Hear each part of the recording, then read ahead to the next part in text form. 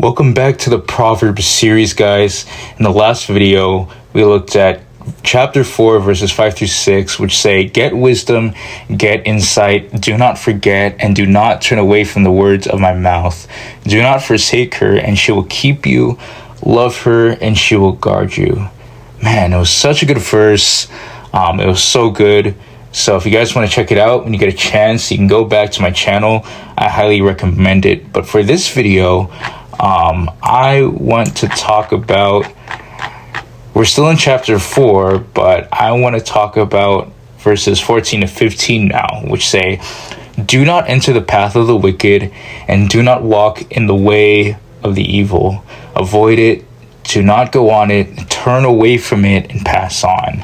That's from the ESV, by the way. So yeah, let's just get right into it and set the stage, because Proverbs 4 has basically been building a sustained argument across all of its verses, and the structure is worth appreciating before we even land on verses 14 and 15, right? Because Solomon opened the chapter with a tender memory of his father David teaching him wisdom, right? He then moved into the positive commands: get wisdom, love her, do not forsake her. And now in verses 14 and 15, he pivots sharply to the negative side of the same coin, right? And so in the first half of Proverbs 4, it tells you what to run toward, but verses 15 and tell you what to run from. And so the way Solomon makes this point is striking, not for its theological sophistication, but for its sheer repetition, right? So if you look at verse 15 alone, avoid it, do not go on it, turn away from it, and pass on. That is 4 commands basically in a single verse, all saying essentially the same thing. Solomon is not being redundant because he ran out of ideas. No, he's being redundant because he knows his audience. He knows how easily people rationalize small compromises with the path of the wicked. He knows how persuasive the slow drift feels in the moment. So he does not say it once and then just moves on. He says it 4 times and drives the stake into the freaking ground, right? And so the passage is short, the message is not complicated, but the implications are deep enough to spend serious time with here, right? And so let's talk about the language of paths and ways, right? Because before we even unpack the specific commands, I think it's worth noting that Solomon is working with the central metaphor here that runs through the entire book of Proverbs and much of the Old Testament wisdom tradition. Life is a journey, and the question is, which path are we on, right? And so the Hebrew word for path, orek, refers to a traveled road, a worn track that has been walked enough times to leave a visible mark in the ground. And way, derek, is the broader term for road or direction of travel. So together they paint a picture of something that has been established through repeated use. The path of the wicked is not a theoretical concept. It is a real road that people have walked before you, worn down by the weight of choices made over and over again. And so this matters here because paths have a way of pulling us along once we're on them, right? A trail in a forest does not require active navigation. You just follow where it leads, right? The danger of the path of the wicked, though, is not only its destination, but its momentum. Because once we are on it, the natural tendency is for us to keep walking in the direction it's already going. Next up, do not enter the path of the wicked, right? The first command is about the point of entry. It says, do not enter, which in Hebrew is altavo. It addresses the moment of decision before we are fully on the path. This is the same command that applies at the threshold, at the moment when the wrong road is becoming a real option. The path of the wicked and the way of the evil here are parallel expressions describing the same reality from 2 different angles. Right? The wicked are those in a state of moral guilt and opposition to God's order, as we established earlier on in Proverbs 2:22, and the evil describes those who are harmful, destructive, and corrupting in their influence. And so together, right, they describe Not just people who make bad choices privately, but people whose way of living actively pulls others away from wisdom and toward destruction. The command not to enter is the most important of all commandments in these two verses, though, because it is the easiest to obey. Once we are on the path, every subsequent command becomes harder. Do not go on it requires resisting momentum. Turn away from it requires overcoming the social and psychological pull of having already committed to a direction. But do not enter requires only one decision made at the right moment before any of that momentum has even built. So, that's why the point of entry matters so much here. Jesus even understood this in the New Testament, right? When he taught his disciples to pray, lead us not into temptation, because the prayer is not primarily for strength to resist temptations once we're in the middle of it. It's a request not to be brought to the entry point in the first place. All right. And so we got to realize that there is wisdom in recognizing that our best defense is staying off the wrong road entirely rather than trusting our ability to walk a few steps down it and then turn back. Right. And so I want to talk about the part of the verse now which says, avoid it, do not go on it, turn away from it, and pass on, right? It's very straightforward. This part is where the repetition becomes almost musical in its insistence, and each phrase adds a slightly different dimension to the same core command. So we're going to get into some original language Hebrew right here. There's kind of a lot of it, but I think it's relevant, right? Avoid it, paraihu, carries the sense of leaving it alone, letting it be, refusing to engage with it. It's the command of proactive distance. We're not just refusing to walk on the path, we are keeping ourselves away from it entirely, not getting close enough for it to become a temptation. And so this proactive avoidance is a theme all throughout Scripture. Joseph's response to Potiphar's wife in Genesis 39:12 is a classic illustration. He did not stand at the door debating, he fled. He put physical distance between himself and the temptation because he understood that proximity to the wrong path erodes resistance. And Paul even echoes this in 2 Timothy 2:22. Flee youthful passions and pursue righteousness.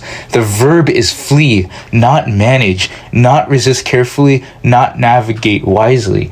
Just straight up flee. Then when he says do not go on it, right? Al Ta'avor Bo addresses the scenario where we have gotten close enough to consider walking on it.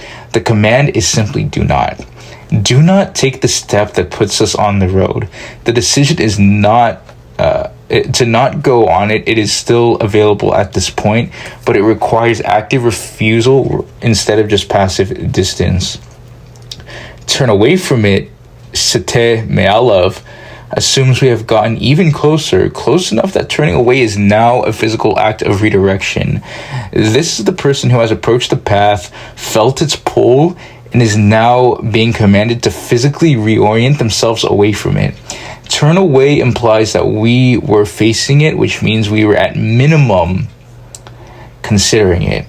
And then pass on, va'avor, is perhaps the most instructive of the four here because it does not just say turn away, it says keep moving. Do not stop and linger at the edge of the wrong road.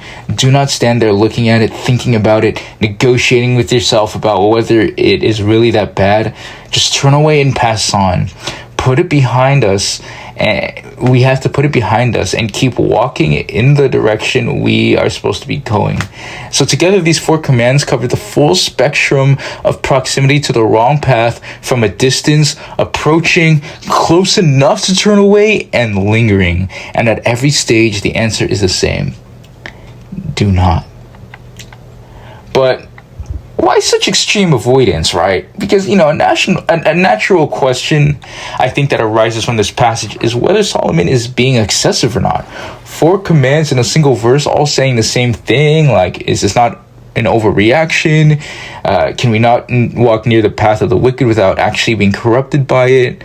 But verses 16 and 17, immediately after Solomon's answer here, is sobering.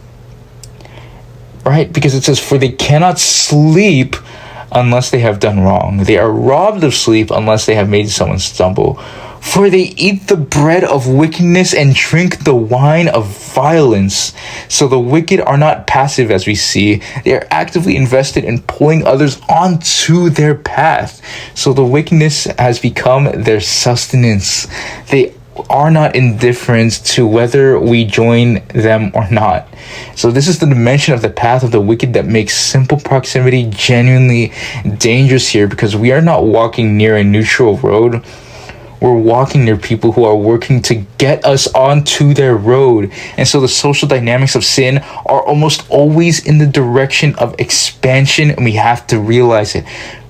At the beginning of the whole book, in Proverbs 1, 10 to 14, it makes this explicit in the earlier warning about sinners who entice, come with us, quote unquote, right? The invitation is just part of the package.